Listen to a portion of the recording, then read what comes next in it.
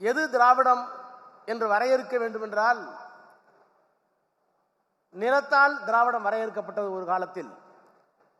வட வேங்கடம் முதல் குமரி ஆயிடை என்று இலக்கியம் பேசுகிறது. நிலப்பரப்பால் இருந்த திராவிடம் இருந்தது, மொழியால் இருந்த திராவிடம் இருந்தது. கன்னடமும் கலிதெலுங்கும் கவின் மலையாளமும் தாயே தமிழே உன் உதிரத்தே ஒதுத்தெழுந்தே ஒன்று பல ஆயிடினும் ஆரியம்போல் உலக வழக்கு அழித்து ஒளிந்து சிதையா உன் சீரிழமை என்று சொன்ன நேரத்தில் திராவிடம் மொழியால் வாழ்ந்தது, நிலத்தால் வாழ்ந்தது, மொழியால் வாழ்ந்தது. அதற்கு பிறகு பண்பாட்டு தளத்தில் அது வாழ்ந்தது. திராவிட பண்பாடு என்ற ஒரு மிகப்பெரிய பண்பாட்டை கே பிள்ளை அவர்கள் தமிழக வரலாறும் பண்பாடும் என்ற நூலிலே தொகுத்து வழங்கியிருக்கிறார். சுருங்க சொல்ல வேண்டும் என்று சொன்னால், அக்னி நம்முடைய பண்பாட்டில் இல்லை, யாகம் நம்முடைய பண்பாட்டில் இல்லை. நெருப்பை வழிபடுவது திராவிட மரபு அல்ல, அது ஆரிய மரபு. குடமுழுக்கு என்று சொன்னாலும், இறந்தவர்களை குளிப்பாட்டுவதாக இருந்தாலும், புனித நீர் ஆட்டுவதாக இருந்தாலும் தண்ணீரை பயன்படுத்துவதுதான் திராவிடம் பண்பாட்டில் இருக்கிறது. என்ன காரணம்? ஆரியம் குளிர் பிரதேசம் இருந்த காரணத்தினால் அவர்களுக்கு தீ தேவைப்பட்டது, நாம் வெப்ப பசத்தில் இருந்த காரணத்தினால் நமக்கு தண்ணீர் தேவைப்பட்டது. எனவே பண்பாட்டில் நீர் தொடங்கி சாப்பிடுகின்ற சாப்பாடு வரை பண்பாட்டில் திருமண முறையில் திராவிடம் தனி அடையாளத்தோடு இருந்தது. இப்படி நிலத்தில், மொழியில், பண்பாட்டில் எல்லா தளங்களிலேயும் திராவிடம் கண்டறியக்கூடிய ஒரு திடமான பொருளாக, வரலாறாக இருந்தது என்பதை நம்முடைய முன்னோர்கள் தொகுத்தார்கள். ஆனால் இன்றைக்கு என்ன சொல்லுகிறார்கள்? எது திராவிடம்? திராவிடம் இல்லை என்று சொல்லுகிறார்கள். ஆனால் திராவிடம் இல்லை என்று சொல்லுகிறவர்களே ஆரியம் இல்லை என்று சொல்லுகிறார்களா என்றால், நிர்மலா சீதாராமன் வரை ஆரியம் இருப்பதை ஒப்புக்கொள்ளுகிறார்கள், ஆரியவர்தனம் என்று ஒப்புக்கொள்கிறார்கள், ஆரிய சமாஜத்தை ஒப்புக்கொள்ளுகிறார்கள், ஆரியம் என்கின்ற வரலாற்று உண்மையை ஒப்புக்கொள்ளுகிறார்கள், ஆரியம் என்கின்ற பண்பாட்டை ஒப்புக்கொள்ளுகிறார்கள். ஆக ஆரியம் இருக்கிற காரணத்தினால் திராவிடத்தை மறுக்க வேண்டுமா? ஆரியமும் திராவிடமும் இந்த மண்ணினுடைய இரண்டு பண்பாட்டு கூறுகள் என்பதை எல்லா வரலாற்று தரவுகளோடும் நிரூபிக்கிறார்கள். அது பி.டி. சீனிவாச ஐயங்காரா, அதற்கு பிறகு கே பிள்ளையா, நீலகண்ட சாஸ்திரியா, வரலாற்றினுடைய எல்லா ஆசிரியர்களும் இந்த மண்ணில் இரண்டு பண்பாடு இருந்தது. ஒரு பண்பாடு தமிழை அடிப்படையாக கொண்ட திராவிட பண்பாடு, அதனுடைய கிளைமொழிகளோடு சேர்ந்து. இன்னொரு பண்பாடு சமஸ்கிருதத்தை அடிப்படையாக கொண்ட பண்பாடு. நான் இன்னும் சொல்லுகிறேன், திராவிட இயக்கம் எது, திராவிட இயல் எது என்று சொன்னால், சுருக்கமாக நான் சொல்ல வேண்டும் என்று சொன்னால் பலருக்கு குழப்பம் வரும். எப்போது பெரியார் வந்தார்? பெரியார் தமிழை காட்டுமிராண்டி என்று சொன்னார். அப்படி சொன்னா அண்ணாவை ஏற்றுக்கொண்டாரா? அண்ணா பெரியாரை விமர்சித்தது இல்லையா? சட்டமன்றத்தில் பெரியாரை பேசியது இல்லையா? இவையெல்லாம் இன்றைக்கு இருக்கின்ற புல்லுருவிகள் குறுக்குத்தனமான கேள்வி. பெரியாரை விமர்சிப்பதற்கெல்லாம் ஒரு நாணயம் வேண்டும். அந்த நாணயம் எது தரப்பில்லை, எவனுக்கும் இல்லை என்பதை நாம் துணிந்து சொல்லலாம். பெரியார் சொன்னார், என் நிலைகளை நான் மாற்றியிருப்பேன். பெரியார் சொன்னார், என் நிலைகளை நான் மாற்றியிருப்பேன், பொய் சொல்லி இருப்பேன், ஆனால் எதையும் எனக்காக செய்ததில்லை, இந்த மக்களினுடைய இழிவு போக வேண்டும் என்பதற்காக செய்திருப்பேன். அவர் ஒன்று பொய் நிலைகளை மாற்றி இருக்கிறார், பொய் சொல்லி இருப்பார். ஆனால் அவர் பார்க்க விரும்பிய சமுதாயம் எதுவோ அதற்காக அதை பயன்படுத்தினார். பெரியாருக்கு இருக்கிற மிகப்பெரிய அடையாளம் எது? 1980களில் 1950களில் அந்த குடும்பம் மிகப்பெரிய வருமான வரியை கட்டிய குடும்பம், சொல்லிக் கொள்வதற்கு சாதி பெருமிதம் இருந்த குடும்பம். அவரே சொன்னாராம், நான் மைனராக இருந்தேன் ஒரு காலத்தில். அதை சொன்னதால் அவரை கொச்சைப்படுத்துகிறார்கள், சொல்லாமல் நீங்கள் என்ன அயோக்கியத்தனம் பண்ணி கொடுப்பீங்க எங்களுக்கு தெரியும். ஆக ஒரு ஆணாக பிறந்து பெண்ணுக்காக போராடியவன், ஒரு முதலாளியாக பிறந்து தொழிலாளிக்கு போராடியவர், உயர்ந்த பெருமிதம் கொள்ளுகின்ற சாதி என்று சொல்லுகின்ற ஒரு சாதியிலே பிறந்து ஒடுக்கப்பட்ட தாழ்த்தப்பட்ட மக்களுக்காகவும் போராடியவன். இந்த அடையாளத்தோடு இந்தியாவில் இன்னொரு தலைவன் இல்லை என்பதை நாம் தெரிந்து கொள்ள வேண்டும். அப்ப திராவிடம் எங்கே வருகிறது? நிலம், மொழி, பண்பாடு எல்லாம் வருகிறதாக இருந்தாலும் இன்றைக்கு திராவிடம் எப்படி இருக்கிறது என்பதை நம்முடைய மாண்புமிகு முதலமைச்சர் முத்துவேல் கருணாநிதி ஸ்டாலின் அவர்கள் சொன்னார். நிலம் ஒரு காலத்தில், மொழி ஒரு காலத்தில், பண்பாடு ஒரு காலத்தில், இப்போது திராவிடம் என்பது எங்களுக்கு கருத்தியல். எதற்கு மாற்றான கருத்தியல்? 1913 திராவிட சங்கம், அதற்கு மொழிக்கு சம்பந்தம் இல்ல. 1916 பார்ப்பனர் அறிக்கை கொடுத்தார்கள். தென்னிந்திய நல உரிமை சங்கம் அப்பவும் மொழிக்கு சம்பந்தம் இல்ல. திராவிட இயக்கத்தினுடைய மூலவர்கள் தமிழர்கள் இல்லை என்று குற்றச்சாட்டு உண்டு. அதற்குள்ளே நான் போக விரும்பவில்லை. 13 தொடங்கிய போது 16 தொடங்கிய போது மொழிக்கும் இந்த இயக்கத்துக்கு சம்பந்தம் இல்லை. சமத்துவம் தான் கேட்டாங்க, கல்வியில உரிமை கேட்டாங்க, வேலை வாய்ப்புல உரிமை கேட்டாங்க. பார்ப்பனர் அல்லாத ஒரு அறிக்கை வந்தது. 1925க்கு பிறகு சுயமரியாதை இயக்கம் வந்தது. சுயமரியாதை இயக்கம் வந்ததற்கு பிறகுதான் தந்தை பெரியார் திராவிட இயலில் கடவுள் மறுப்பை, சாதி மறுப்பை, மத மறுப்பை கொண்டு வந்து சேர்த்த ஆண்டு 1925. 1944 வரை சுயமரியாதை இயக்கம். அவர் ஏன் கடவுளை தொட வேண்டும், நான் சாதியை ஒழிக்க வேண்டும் என்று நினைத்தேன். அது மதத்தில் இருப்பதாக சொன்னார்கள். மதத்துக்கு யார் காவலாளி என்று கேட்டேன். கடவுள் என்று சொன்னார்கள். அந்த கடவுளை நான் ஒதுக்க சொல்லி விட்டேன். மனிதனுக்கு மனிதன் தொடக்கூடாது, கண்ணில் படக்கூடாது, பார்த்தால் தீட்டு, தொட்டால் தீட்டு, தெருவில் நடக்கக்கூடாது என்கின்ற கொள்கையை தாண்டவமாடுகிற ஒரு நாட்டில், அப்படிப்பட்ட ஒரு நாட்டை பூகம்பத்தால் எரிக்காமலோ, சண்டமாறுதத்தால் துகளாக்கப்படாமலோ, சமுத்திரம் மூழ்கப்படாமலோ விட்டிருப்பதை பார்த்த பிறகும் கடவுள் ஒருவர் இருக்கிறார் என்று நான் எப்படி நம்புவது என்று கடவுள் மீது கோபப்பட்டவர் பெரியார். ஆக கடவுள் மறுப்பு என்பது பிறகு வருகிறது. சுயமரியாதை இயக்கம் 25 தொடங்குகிறது. அப்போது மொழிக்கு தொடர்பில்லை. அதற்கு பிறகு பேரறிஞர் அண்ணா வருகிறார். 49 திராவிட முன்னேற்ற கழகம் வருகிறது. திராவிட முன்னேற்ற கழகம் வந்ததற்கு பிறகு தமிழ் மறுமலர்ச்சி பெறுகிறது. என்ன காரணம்? பெரியார் தமிழை காட்டுமிராண்டி சொன்னான்னு சொல்லுவார்கள். தமிழை காட்டுமிராண்டி முன்னாடி ஏன் சொன்னார்? அதற்கு விமர்சனத்தை ஏற்றுக்கொள்ளவில்லையா? பெருஞ்சித்திரனார் சொன்னார், பெரியார் தான் எனக்கு தலைவர், இந்த சமூகத்தை உயிர்க்க வந்த ஒரே தலைவர் அவர்தான், அவரை விட்டால் தமிழர்களுக்கு நாதி இல்லை, சூத்திரப்பட்டம் ஒழிய வேண்டும் என்றால், சாதி ஒழிய வேண்டும் என்றால், பாலின சமத்துவம் வர வேண்டும் என்றால் நமக்கு இருக்கிற ஒரே பேரொழி பெரியார் தான். ஆனால் மொழி அறிவில் அவர் சிறியார் என்றார். பெரியார் கோச்சுக்கல. பெரியார் ஏன் சொன்னார் என்றால், உன்னுடைய மொழி எங்க போய் நிக்குது? எல்லாம் பக்தி இலக்கியத்திலே போய் நிக்குது. இப்போ ஒரு பெரிய புராணத்தை தூக்கி பேசுறாரு. புள்ளக்கறி கொடுத்துருவீங்களா? பிள்ளைக்கறி சமைக்க ரெடியா? பெரிய புராணத்தை பேசு. கணவனை கொண்டு போய் கூடல கொண்டு விட்டுருவீங்களா? சொந்த மனைவி விட்டு கொடுத்துருவீங்களா? இதுக்கெல்லாம் எவன் தயாரோ அவன் பெரிய புராணத்தை பேசி பற்றி எங்களுக்கு அக்கறை இல்லை, பேசு. ஆனால் எங்கே திராவிடம் இருக்கிறது என்றால், எப்போது திராவிடம் மாறுகிறது, மொழியோடு வருகிறது என்றால், எது திராவிடம் என்றால், இப்ப பெரியாரையும் அம்பேத்கரும் ஒரே நேர்கோட்டில் நிறுத்த முடியுமா? ஏன் நிறுத்த முடியுமா? பெரியாரையும் அம்பேத்கரையும் நேர்கோட்டில் நிறுத்தாத எவனும் மூளை உள்ளவனாக கருதக்கூடாது. மதம் ஏன் வேண்டாம் என்று சொன்னார் பெரியார். பெரியார் சொன்னா பெரியார் நீங்க உங்களுக்கு பிடிக்காது. நான் சொல்றேன், இந்து மதத்தினுடைய சாரம்சம் என்ன? பிலாசபி ஆஃப் ஹிந்துயிசம் எடு. நாளே நாள் தானே. Graded inequality. கிரேடட் இன்இக்வாலிட்டி முதல் கருத்து. இரண்டாவது கருத்து, படிக்க கூடாத டெப்ரிவேஷன் ஆஃப் எஜுகேஷன். மூன்றாவது பேன் ஆன் ப்ராப்பர்ட்டி.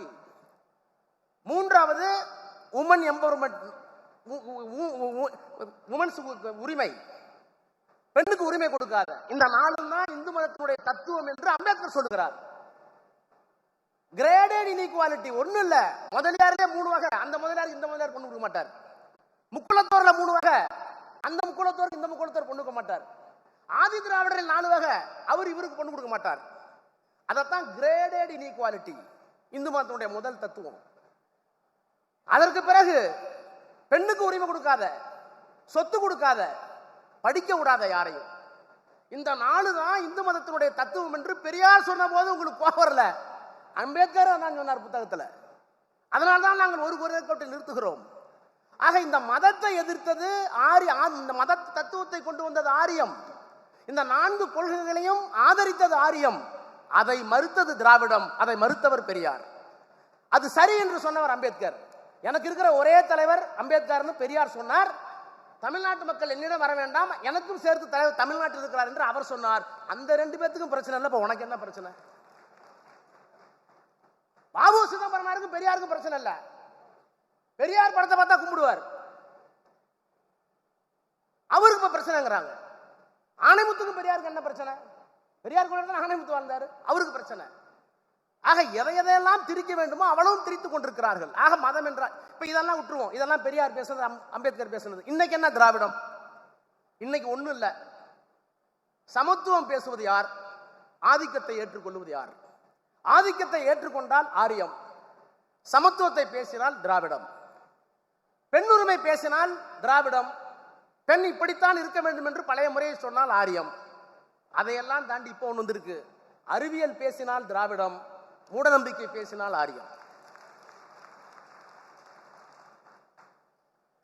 நாங்க அறிவியல் பேசுறோம். இந்த திராவிட இயல்னு சொல்லுகிற போது எங்களுக்கு என்ன பெருமை? டார்வின் எப்ப கண்டுபிடிச்சாரு? 1850 தான் டார்வின் வந்து எவாலுவேஷன் தியரி, பரிணாம கொள்கை. ஒரு உயிரி, அப்புறம் வந்து ரெண்டாவது உயிரி, 2 செல் 3 செல் 4 செல், இப்படி 5 அறிவை பெற்ற இனம் எப்போது வந்தது? 1850. அதுக்கு நோபல் பரிசு எல்லாம் கொடுத்துட்டீங்க. அந்த டார்வினுடைய தியரியை சொல்லுவதற்கு கிறிஸ்துவம் ஒப்புக்கொள்ளவில்லை. கிறிஸ்துவத்தில் தடை இருந்தது. டார்வினுடைய கொள்கையை பார்த்துவிட்டு இந்த கொள்கை எவ்வளவு உயர்ந்த கொள்கை, இவ்வளவு பெரிய தத்துவமா இருக்கேன்னு சொல்லி கார்ல் மார்க்ஸ் தான் எழுதிய தாஸ் கேபிட்டல் புத்தகத்துக்கு அணிந்துரை கேட்டார் டார்வின். தாஸ் கேபிட்டலுக்கு கொடுத்தா கிறிஸ்துவம் என்னை தண்டிக்கும் என்று டார்வின் மறுத்து விட்டார். ரெக்கார்டு இருக்கு. அப்ப அறிவியல் உண்மையை சொல்வதற்கு கூட அந்த காலத்தில் முடியல. புருனோவை என்ன பண்ணாங்க? நறுரோட்டில் கொளுத்துனாங்களே. சூரியனைத்தான் பூமி சுற்றி வருகிறது சொன்னதற்காக புருனோ என்கின்ற அறிவியல் ஆய்வாளரை நடு ரோட்ல வச்சு கொளுத்துனீங்களே. 400 ஆண்டுகளுக்கு பிறகு போப்பாண்டவர் வந்து மன்னிப்பு கேட்டாரு, எங்களுடைய மதம் தவறளித்து விட்டதுன்னு. ஒரு போப்பாண்டவருக்கு ஒரு நாணயம் இருக்குல்ல. எங்களுடைய மதம் கிறிஸ்தவம் 400 ஆண்டுகளுக்கு முன்னால் ஒரு அறிவியல் அறிஞனையை உண்மையை சொன்னதற்காக கொன்று விட்டோம், எரித்து விட்டோம், மன்னிப்பு கேட்கிறோம். அது மாதிரி ஒரே ஒரு சங்கராச்சாரி கேட்டிருக்காரா? ஒரே ஒரு சங்கராச்சாரி கேட்டிருக்காரா? தீண்டாமை சேமகரமானது, தீண்டாமை இருக்கத்தான் வேணும், பெண்களுக்கு சொத்துரிமை கொடுக்காது என்றெல்லாம் எழுதிய சங்கராச்சாரி யாராவது ஒருவர்? சரி, செத்து போன விட்டு உயிரோடு இருக்கிற ஒரு ஆள் அம்மா எங்க தாத்தா பண்ண சங்கராச்சாரி தப்புன்னு சொல்றானா? சொல்றது இல்லையே. அது ஆரியம், இது திராவிடம். அப்போ மூட நம்பிக்கை வேறு, அறிவியல் வேறு. நாங்க அறிவியலை பற்றி பேசுறோம். நான் இப்ப பேசல, நான் டார்வின் சொல்லி காரணம் இருக்கு. 1850 டார்வின் கொள்கை. ஆனால் 2000-3000 ஆண்டுகளுக்கு முன்பால் தொல்காப்பியம் சொல்லுகிறது, ஒன்றறிவதுவே உற்றறிவதுவே, இரண்டறிவதுவே அதனோடு நாக்கே, மூன்றறிவதுவே அதனோடு மூக்கே, நான்கறிவதுவே அதனோடு கண்ணே, ஐந்தறிவதுவே அதனோடு மனனே, செவியே, ஆறறிவதனே அதனோடு மனனே. ஒரு உயிர் எது? அமீபா எது? தொடு உணர்ச்சி மட்டும்தான். உற்றறிவதுவே. இரண்டறிவது நாக்கு மட்டும் இருக்கும். மூன்றாவது அறிவு என்ன? மூக்கு இருக்கும். நான்காவது உயிரினம் கண்ணும் சேர்ந்து இருக்கும். 5 காது இருக்கும். 6 மனசு இருக்கும், சிந்திக்கக்கூடிய ஆற்றல் இருக்கும். இப்படித்தான் பரிமாண வளர்ச்சி என்று சொல்வதற்கு என்னுடைய பாட்டன் தொல்காப்பியனுக்கு அறிவியல் அங்கே இருந்தது. இந்த உலகம் எதை சுத்திக்கிட்டு இருக்கணும்? பூமி தான் சூரியனை சுத்தி வருதுன்னு எப்ப சொன்னோம்? மாத்தி சொன்னானே. இந்த உலகம் சுத்துதுன்னு யாராச்சும் ஒத்துக்கிட்டாங்களா? சுழன்றும் ஏற்பின்னது உலகம் என்று என் பாட்டன் சொன்னான். வள்ளுவர் சொன்னார். ஏன் அங்கெல்லாம் போக வேணாம், பக்தி இலக்கியம் எனக்கு பிடிக்காதான், மதிவதனைக்கு எனக்கும் பிடிக்காதுதான். ஆனா நீங்க எல்லாம் வழக்கறிஞர் தானே.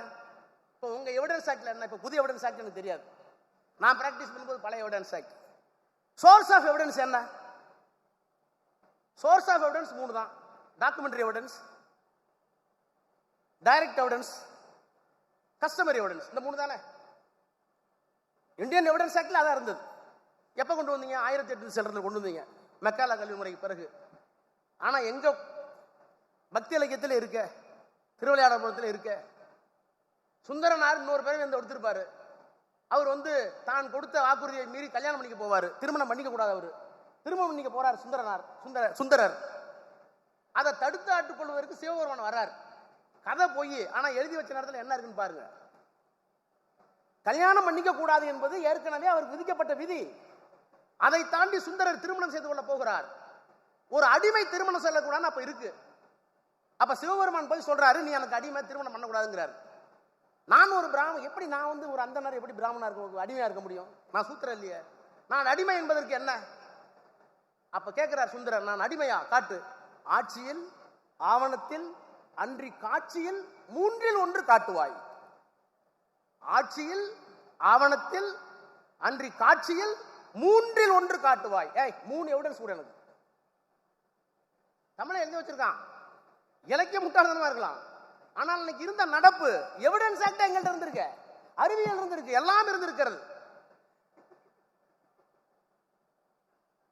ஆக இந்த திராவிட இல்லைன்னா எதுன்னா மொழி, பகுத்தறிவு, சமூக நீதி. எதற்காக சொல்றேன்னா, இந்த திராவிடங்கிறதே போய்ங்கிறான்ல, தமிழுக்குன்னு தனி இதெல்லாம் இல்லைங்கிறான்ல, அதுக்கு சொல்ல வரேன் சமூக நீதி. அப்ப கிரேடட் இன்இக்வாலிட்டி, மதம் சாதி ஒளிந்த ஒரு தமிழ் சமுதாயம் இந்த மண்ணில் இருந்தது. அந்த மாண்பை மீட்டெடுப்பதுதான் திராவிடம். திராவிடம் என்பது வெறும் சமூக நீதி மட்டும் அல்ல, திராவிடம் என்பது நம்ம மொழிக்கான பெருமையை சேர்த்து. ஏன்னா இந்த மொழிதான் சமத்துவம் பேசினுச்சு, இந்த மொழிதான் அறிவியல் பேசினுச்சு, இந்த மொழிதான் அறிவியல் கூறுகளை கொண்டது. இது சமஸ்கிருதத்தில் இல்லை, ஆரியத்தில் இல்லை. ஆரியத்தில் இல்லாத காரணத்தினால் இது திராவிட நெறி. இந்த திராவிட நெறிதான் எங்களுக்கு அடையாளம். அதுதான் திராவிட இயல். வெறும் ரிசர்வேஷன் மட்டும் திராவிட அல்ல, வெறும் தமிழ் மட்டும் திராவிட அல்ல. இந்த மொழியும் இந்த இனமும் இந்த பண்பாட்டு கூறுகளும் சேர்ந்த ஒரு இனம் வாழ்ந்தது. அதைத்தான் I belong to Dravidian stock. When I am claiming there is a Dravidian stock, we are having something distinct, something different to offer to at large to the nation. எங்கள் இனத்திற்கு ஒரு சிறப்பு இருக்கிறது. நான் திராவிடன் என்று சொல்லிக் கொள்வதில் பெருமைப்படுகிறேன். ஏனென்றால் இந்த உலகத்திற்கு வழங்குவதற்கு எங்களிடத்திலே தனித்த அடையாளம் உள்ள வேறுபட்ட கொள்கைகள் இருக்கிறது. அந்த கொள்கை வேறு எவனிடத்தில் இல்லை என்று பொருள். எனவே இதுதான் திராவிடம், இதுதான் திராவிட நெறி, இதுதான் திராவிட இயல். எனவே நிலமாக இருந்தது, மொழியோடு இருந்தது, பண்பாட்டோடு இருந்தது. அது இப்போது எங்கே என்று கேட்கிறார்கள். இவையெல்லாம் கலந்த கலவையாக இன்றைக்கு திராவிடவியல் கருத்தியலாக இருக்கிறது. அந்த கருத்தியல் ஆரியம் சொல்லுகின்ற அனைத்திற்கும் எதிராக இருக்கிறது. எனவே திராவிட இயக்கத்தை காப்பாற்ற வேண்டிய பெரு பொறுப்பை திராவிட மாடல் ஆட்சி நடத்தி கொண்டிருக்கின்ற நம்முடைய நாயகர் மாண்புமிகு முத்துமையல் கருணாநிதி ஸ்டாலின் அவர்கள் இன்றைக்கு திராவிட மாடல் அரசு என்று முன்னெடுத்திருக்கிறார். இந்த திராவிட மாடல் அரசு மட்டுமல்ல, திராவிட கருத்தியலும் வெற்றி பெற வழக்கறிஞர் சங்கத்தையும் சேர்ந்து போராட அழைக்கிறேன். நன்றி, வணக்கம்.